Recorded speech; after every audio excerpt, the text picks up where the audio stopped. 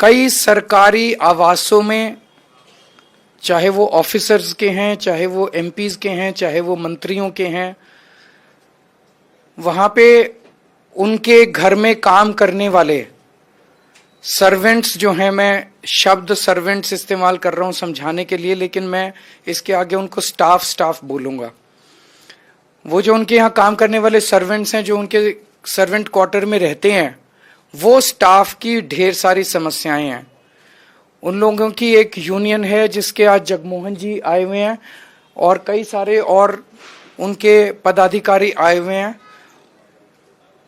उन लोगों के जीवन में बहुत सारी समस्याएं हैं जिसका मैं एक एक करके, आप लोगों को जान के ताज्जुब होगा, किसी भी सरकारी अफसर, एमपी, मंत्री को जब बंगला दिया जाता है तो उसके साथ सर्वेंट क्वार्टर होता है।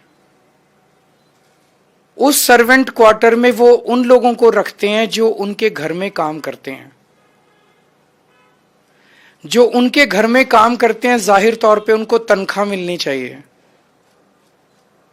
आपको जान के ताज्जुब होगा कि 70 से 80% लोगों को तनख्वाह नहीं दी जाती, केवल उनको सर्वेंट क्वार्टर दे के कहते हैं कि तेरे को सर्वेंट क्वार्टर दे दिया, बस इसी बदले में तू फ्री में काम कर।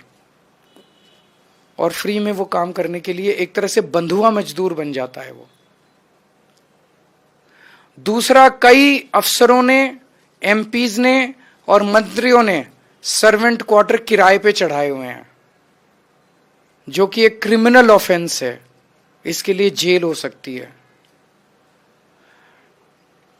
एक एमपी, एक ऑफिसर जब ट्रांसफर हो जाता है तो उसके यहां काम करने वाले जो स्टाफ है, सर्वेंट्स हैं, वो लोग बेघर हो जाते हैं, क्योंकि जब तक नया नहीं आता उनको निकाल दिया जाता है। जब नया ऑफिसर या एमपी आता है, वो उनको रखे या ना रखे तो वो सड़कों के ऊपर आ जाते हैं। उनका बड़ा टेम्पोरेरी सा एग्जिस्टेंस है, एक बड़ा, आप सोच सकते हो कि 2 साल 3 साल रहेगा नहीं रहेगा, उसके दिमाग के अंदर लगातार there is no stability in his life, उसकी जिंदगी के अंदर कोई स्टेबिलिटी नहीं है। और जब वो सड़क पे आ जाते हैं, उनके बच्चों का क्या होगा, वो कहां रहेंगे, ये सारे। इसके लिए अब आज मैं आम आदमी पार्टी के साथ तरफ से 7 गारंटी अनाउंस कर रहा हूं इन लोगों के लिए। पहला, सर्वेंट रजिस्ट्रेशन पोर्टल।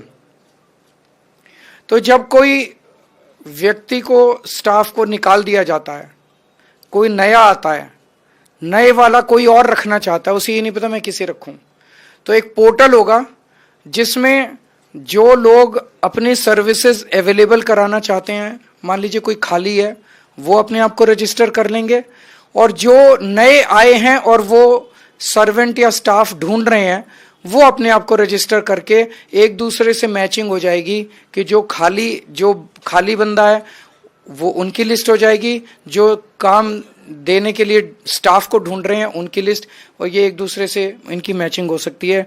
ये सर्वेंट रजिस्ट्रेशन पोर्टल बनाया जाएगा, इससे बहुत सारे लोगों की समस्याएं दूर हो सकती है।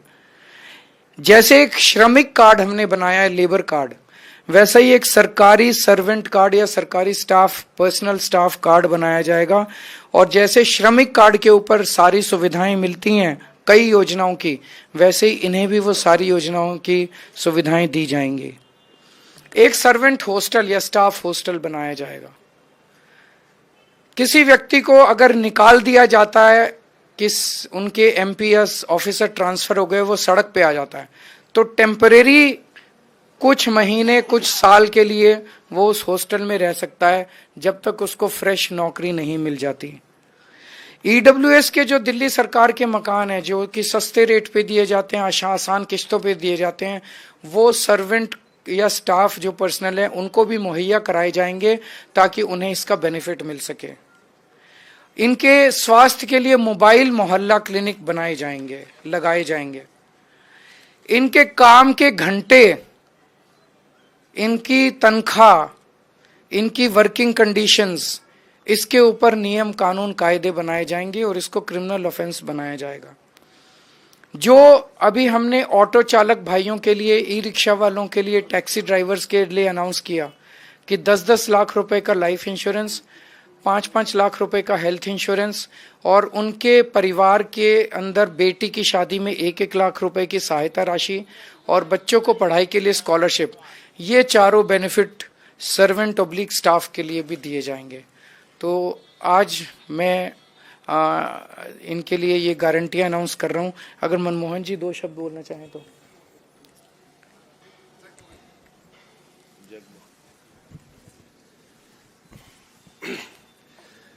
मैं सर का बहुत बहुत आभारी और धन्यवाद करता हूं कि एक यही है जो हमारे लिए इन्होंने इतना सोचा, हम लोगों की समस्या के बारे में सुना। मैं इसके लिए बहुत बहुत आभारी हूं सर आपका। हमारे 2 सांसद यहाँ मौजूद हैं, संजय सिंह जी और राघव चड्ढा जी। ये बड़े पुरजोर तरीके से इनकी आवाज को संसद के अंदर भी उठाएंगे और इसके बारे में केंद्र सरकार से भी बात करेंगे, बिकॉज मोस्टली ये लोग केंद्र सरकार के दायरे में आने वाले अफसरों और मंत्रियों के यहाँ काम करते हैं, तो उनके साथ भी इसको उठाएंगे। अगर संजय जी और राघव जी 2 शब्द बोलना चाहें। निश्चित रूप से मुझे याद है कि एक ऑल पार्टी मीटिंग में इन लोगों का मुद्दा उठा था, लेकिन उस पर कोई कार्रवाई नहीं हुई।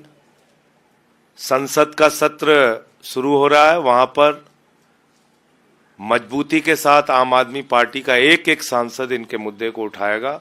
मैं पूरी तरह से अरविंद जी की ओर से और पार्टी की ओर से इन लोगों को आश्वस्त करता हूं।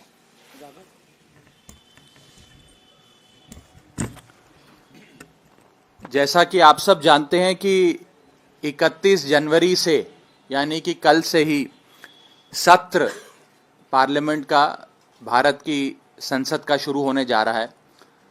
जैसा कि हमारे राष्ट्रीय संयोजक, हमारे नेता आदरणीय अरविंद केजरीवाल जी ने इंस्ट्रक्शंस दी हैं, आम आदमी पार्टी का पूरा जो